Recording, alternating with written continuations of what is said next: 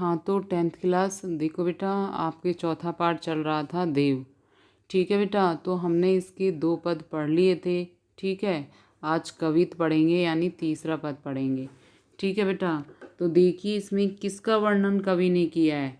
ठीक है बेटा, किसका वर्णन इसमें कवि देव ने किया है कि किस तरह से कौन सी ऋतु का वर्णन किया है। वर्षा ऋतु का इसमें वर्णन किया गया है। ठीक है बेटा, तो वर्षा ऋतु में नायिका क्या देखती है, इसमें स्वप्न देखती है और स्वप्न में किस तरह से श्री कृष्ण उन्हें झूला झूलने के लिए कहते हैं। ठीक है, और कहने के बाद क्या होता है कि उनका स्वप्न टूट जाता है। ठीक है, और टूटने के बाद ना तो उनको श्री कृष्ण मिलते हैं और ना ही उन्हें झूला दिखाई देता है और ना ही वो घने छाए हुए बादल दिखाई देते हैं। ठीक है बेटा, तो नायिका क्या हो जाती है, दुखी हो जाती है। ठीक है, तो स्वप्न में जब श्री कृष्ण उन्हें मिल जाते हैं तो वहाँ कौन सा श्रृंगार का वर्णन मिलता है, संयोग श्रृंगार का मिलता है। लेकिन जैसे ही उनका स्वप्न टूट जाता है तो संयोग श्रृंगार कौन सी दशा में बदल जाता है, विरह दशा में बदल जाता है। ठीक है बेटा, तो कवि देव ने इसमें उसी का वर्णन किया है।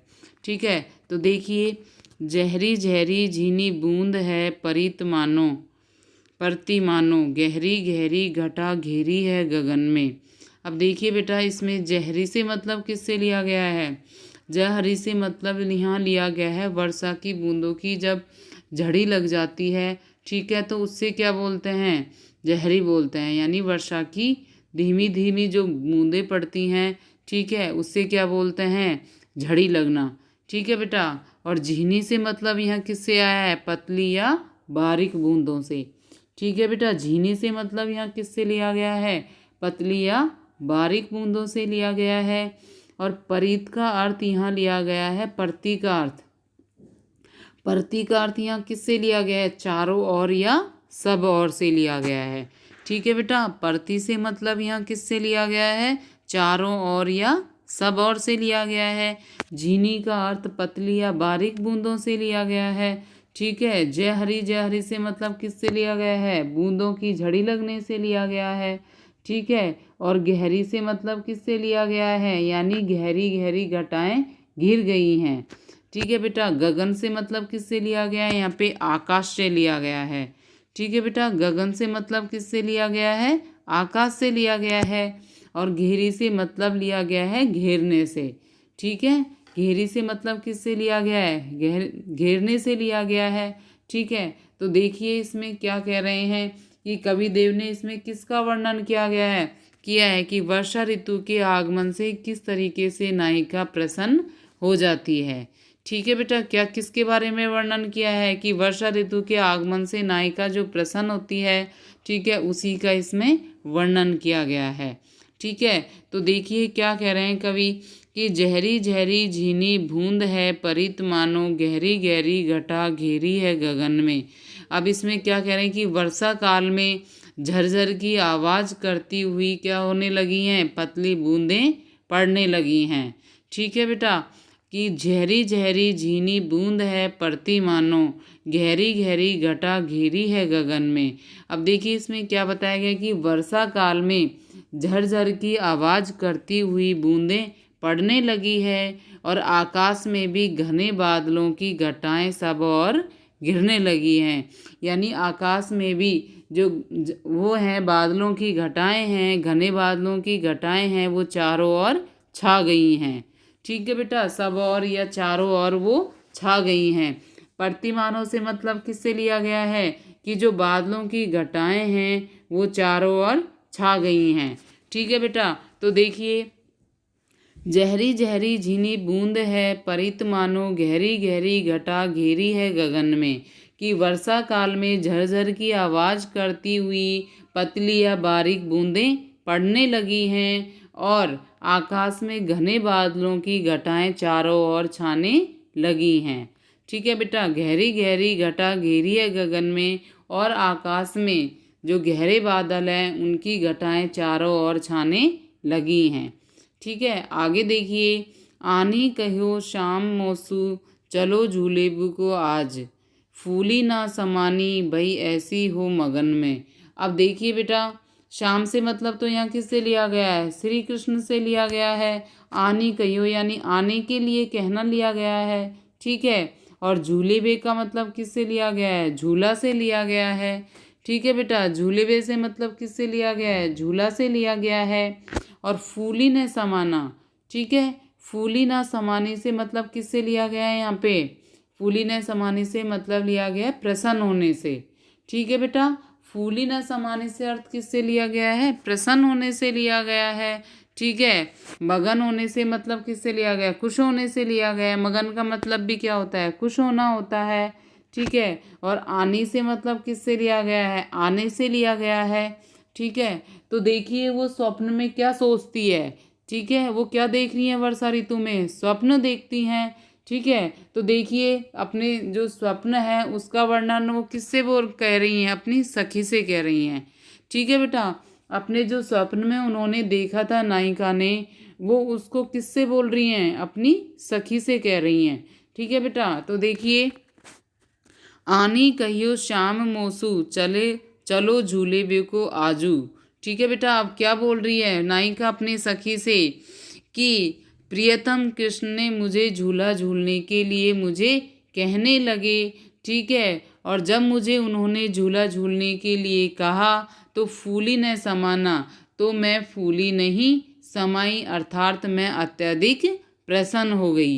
यानी अपने स्वप्न का वर्णन करती हुई नायिका अपनी सखी से क्या कह रही है कि आने कहियो श्याम मोसू चलो झूली बे को आजू। वो कह रही हैं कि जब मैं स्वप्न देख रही थी तो उस समय प्रियतम श्री कृष्ण ने मुझे झूला झूलने के लिए कहा था और फूली न समानी, और उस समय उनकी बातों को सुनकर के मैं फूली नहीं समाई, अर्थात मैं क्या हो गई थी, अत्यधिक प्रसन्न हो गई। यानी जब श्री कृष्ण ने मुझे झूला झूलने के लिए कहा तो मैं अत्यधिक प्रसन्न हो गई, ठीक है। क्या कह रहे हैं बेटा इसमें कि आनो कहियो श्याम मोसू चलो झूली बे को आजू, कि ये जो नायिका है वो अपनी सखी से अपने स्वप्न का वर्णन करती हुई कह रही हैं कि हे सखी, स्वप्न में श्री कृष्ण ने मुझे झूला झूलने के लिए कहा था और फूली ना समानी, उनकी बातों को सुनकर यानी उनकी झूला झूलने की बातों को सुनकर के मैं फूली नहीं समाई, भई ऐसी हो मगन में, अर्थात मैं अत्यधिक प्रसन्न हो गई, ठीक है बेटा। कि मैं उन झूला झूलने के लिए जब श्री कृष्ण ने मुझे कहा तो मैं फूली नहीं समाई और मैं अत्यधिक प्रसन्न हो गई, ठीक है। तो आगे देखिए, चाहत चाहती उठियो उड़ी गई सो निगोड़ी नींद, सोए गए भाग मेरे जागी व जगन में। अब देखिए बेटा क्या बताया गया है इसमें कि निगोड़ी नींद, ठीक है। निगोड़ी से मतलब होता है निर्दयी नींद, ठीक है बेटा। निगोड़ी से मतलब किससे लिया गया है, निर्दयी नींद से लिया गया है, ठीक है। और यहाँ पे जगन से मतलब किससे लिया गया है, जगन से मतलब यहाँ लिया गया है जग जाने से, ठीक है बेटा। जगन से मतलब किससे लिया गया है, यहाँ पे जग जाने से लिया गया है। तो क्या कह रही हैं देखिए, चाहती उठी योई उड़ गई सो निगोड़ी नींद। अब देखिए चाहती उठी हुई, जैसे ही मैं उनके लिए जाने के लिए खड़ी हुई थी, ठीक है बेटा, वैसे ही मेरी नींद टूट गई, ठीक है। क्या बोल रही हैं कि चाहती उठी हुई उड़ गई सो निगोड़ी नींद, यानी जब मैं स्वप्न देख रही थी तो स्वप्न में मैं झूला झूलने के लिए जैसे ही उनके साथ जाने के लिए तैयार हुई, उड़ गई सो निगोड़ी नींद, वैसे ही मेरी नींद टूट गई, ठीक है। जो मैं स्वप्न देख रही थी वो क्या हो गया, टूट गया, ठीक है बेटा। सो गए भाग मेरे जागी व जगन में, और जो मेरे भाग थे, ठीक है, वो क्या हो गई, सो गई, अर्थात क्या हो गया था कि जो वो प्रिय मिलन का जो वो स्वप्न देख रही थी तो उनका स्वप्न क्या हो गया था, टूट गया था, ठीक है। तो निद्रा का जो टूट जाना है वो उनको लिए क्या मांग रही है, उसके लिए क्या मान रही है कि मेरे भाग्य ही सो गए, ठीक है बेटा। क्या हो गए, मेरे भाग्य ही सो गए, कि सो गए भाग मेरे जागी व जगन में। जब वो नींद से जागी, ठीक है, तो उस समय आँखी खोली देखो तो घन है ना घनश्याम। जब वो इस नींद से जागी तो जब आँख खोल करके उन्होंने देखा तो सामने घन है, ना तो सामने उसके बादल थे, ठीक है बेटा, ना घनश्याम और ना ही सामने उनके श्री कृष्ण थे। ठीक है बेटा, क्या कह रही हैं इसमें, ठीक है, नायिका क्या कह रही है अपनी सखी से कि चाहती उठी योई उड़ गई सो निगोड़ी नींद, कि जैसे ही मैं श्री कृष्ण के साथ झूला झूलने के लिए तैयार हुई, उड़ गई सो निगोड़ी नींद, उस समय मेरी जो निगोड़ी नींद है, जो निर्दयी नींद है, वो टूट गई। अर्थात जो स्वप्न में श्री कृष्ण के साथ झूला झूलने का देख रही थी, वो मेरी नींद टूट जाने से मिट गया। ठीक है बेटा, सो गए भाग मेरे जागी व जगन में, और नींद टूट जाने के कारण मेरे जो भाग हैं वो क्या हो गए, सो गए। ठीक है, क्योंकि स्वप्न टूट जाने से मुझे श्री कृष्ण का सानिध्य नहीं मिला। ठीक है, तो सो गए भाग मेरे जागी व जगन में, जैसे ही मेरी नींद खुली, ठीक है, वैसे ही मेरे भाग्य सो गई। आंखें खोली देखूं तो घन है ना घनश्याम, और जैसे ही मैंने आंखें खोलकर देखा तो सामने न तो घने बादल थे, ना घनश्याम और ना ही श्री कृष्ण थे। ठीक है बेटा, आगे देखिए, वे ही छाई बूंदे मेरे आंसू हवे द्रगन में। अब देखिए, द्रगन से मतलब यहाँ किससे लिया गया है बेटा, द्रगन से अर्थ यहाँ लिया गया है आँखों से। ठीक है बेटा, द्रगन से मतलब यहाँ किससे लिया गया है, आँखों से लिया गया है। ठीक है, अब देखिए, वे ही छाई बूंदी मेरे आंसू हवे द्रगन में, और उस समय मेरी आंखों में वर्षा की बूंदों के समान क्या छाए हुए थे, आंसू छाए हुए थे। ठीक है बेटा, वे ही छाई बूंदे मेरे आंसू हवे द्रगन में, और उस समय मेरी आंखों में वर्षा की बूंदों के स्थान पर क्या छाए हुए थे, आंसू टपक रहे थे। ठीक है, स्वप्न में तो क्या देख रही थी, वर्षा की बूंदें देख रही थी वो। ठीक है, और जैसे ही उसका स्वप्न खुला तो उसकी आंखों में वर्षा की बूंदों के स्थान पर क्या टपक रहे थे, आंसू टपक रहे थे। अर्थात जो स्वप्न में प्रियतम के जो श्री कृष्ण के मिलन का जो उनको सुख मिल रहा था, नींद खुलने से वही सुख किस में बदल गया, दुख में बदल गया। ठीक है बेटा, तो एक बार इसका फिर से देख लीजिए। झहरी झहरी झिनी बूंद है पड़ती मानो, गहरी गहरी घटा घेरी है गगन में। अब देखिए, इसमें कवि क्या कह रहे हैं कि वर्षा काल में झरझर की आवाज़ करती हुई वर्षा की छोटी छोटी बूंदें पड़ने लगी हैं। ठीक है बेटा, क्या कह रहे हैं इसमें कि वर्षा काल में झरझर की आवाज़ करती हुई पतली और बारीक बूंदें वर्षा की पड़ने लगी हैं। ठीक है, गहरी गहरी घटा घेरी है गगन में, और आकाश में घने बादलों की घटाएं चारों ओर घिर गई हैं। ठीक है, गहरी गहरी घटा घेरी है गगन में, और आकाश में घने बादलों की घटाएं चारों ओर से गिरने लग गई हैं। आनी कहियो शाम मोसू चलो झूले बेकू आजू। अब देखिए, इसमें क्या बताया है कि आनी कहियो शाम मोसू चलो झूले बेकू आजू, कि जब वो स्वप्न देख रही थी तो उस स्वप्न का वर्णन वो किससे कर रही हैं, अपनी सखी से कर रही हैं।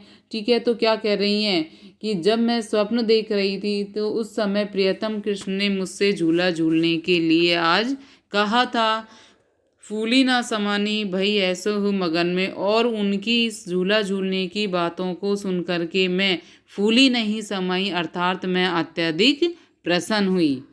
चाहती उठी हुई उड़ गई सो निगोड़ी नींद, और जैसे ही मैं उनके साथ झूला झूलने के लिए जाने के लिए तैयार हुई, वैसे ही मेरी निर्दयी नींद खुल गई।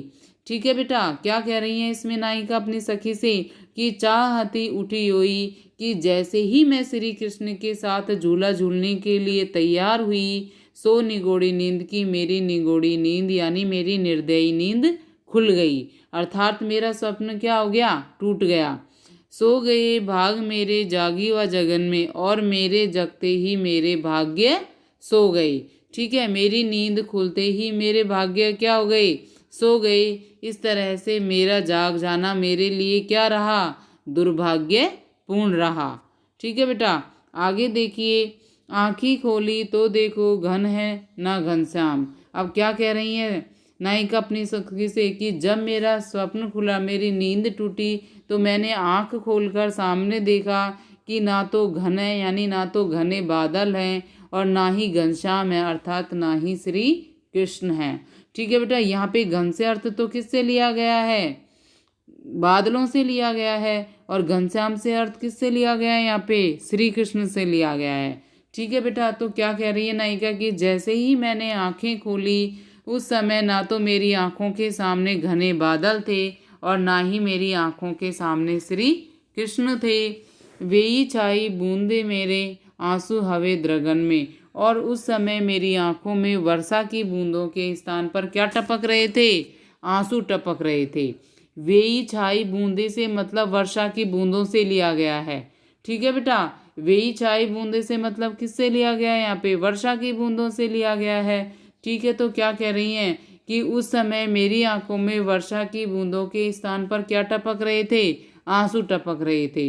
अर्थात इसमें क्या कहा गया है कि स्वप्न में जो नायिका को क्या मिल रहा था, अपने प्रियतम से मिलन का सुख मिल रहा था, नींद खुलने से वही सुख किस में बदल गया, दुख में बदल गया। ठीक है बेटा। तो अब देखिए इसमें किसका इसमें वर्णन किया गया है। ठीक है। ब्रज भाषा का इसमें प्रयोग किया गया है, और जो छंद है वो कौन सा छंद है, इसमें कवित छंद है। ठीक है बेटा। कौन से छंद का प्रयोग किया गया है, कवित छंद का इसमें प्रयोग किया गया है। ठीक है बेटा। और कौन से अलंकार का इसमें प्रयोग किया गया है, पुनरुक्ति प्रकाश का। किस तरह से किया गया है, देखिए बेटा, जहरी जहरी शब्द यहाँ पे कितनी बार आया है, 2 बार आया है। गहरी गहरी कितनी बार आया है, 2 बार आया है। ठीक है। और दोनों बार यहाँ पे क्या अर्थ निकल रहा है, एक ही अर्थ निकल रहा है कि यहाँ तो क्या हो रही है, झरझर की बूंदें झड़ने लग गई हैं, और यहाँ गहरी गहरी घटाएं चारों ओर छा गई हैं। ठीक है। तो यहाँ भी एक ही अर्थ निकल रहा है दोनों शब्दों का, और यहाँ भी एक ही अर्थ निकल रहा है दोनों शब्दों का। तो यहाँ पे कौन सा अलंकार आ जाएगा, पुनरुक्ति प्रकाश अलंकार यहाँ पे आ जाएगा। ठीक है बेटा। और कौन से अलंकार का इसमें प्रयोग किया गया है, अनुप्रास अलंकार का भी इसमें प्रयोग किया गया है। जैसे देखिए बेटा, जय वर्ण की आवृत्ति यहाँ पे भी हो रही है, और यहाँ भी जय वर्ण आ रहा है। ठीक है। सै वर्ण की आवृत्ति कहाँ हो रही है, यहाँ भी सै आ रहा है, और यहाँ भी सै आ रहा है। ठीक है। घटा घ की वर्ण की आवृत्ति यहाँ भी हो रही है, और यहाँ भी घ वर्ण की आवृत्ति हो रही है। ठीक है। तो इसमें कौन सा अलंकार आ जाएगा, अनुप्रास अलंकार आ जाएगा। ठीक है बेटा। तो अनुप्रास और पुनरुक्ति प्रकाश अलंकार का इसमें प्रयोग किया गया है। कौन से छंद का इसमें प्रयोग किया गया है, कवित छंद का इसमें प्रयोग किया गया है। ठीक है बेटा। और कौन सी भाषा का इसमें प्रयोग किया गया है, ब्रज भाषा का इसमें प्रयोग किया गया है। ठीक है। और किस तरह से जो नायिका का जो सुख है, ठीक है, प्रिय मिलन का जो सुख है, वो किस तरह से उनकी नींद खुलने पर वो दुख में बदल जाता है। ठीक है। तो उसका भी चित्रण इसमें किया गया है। ठीक है बेटा। जो इसके प्रश्न उत्तर हैं वो हम कल करेंगे।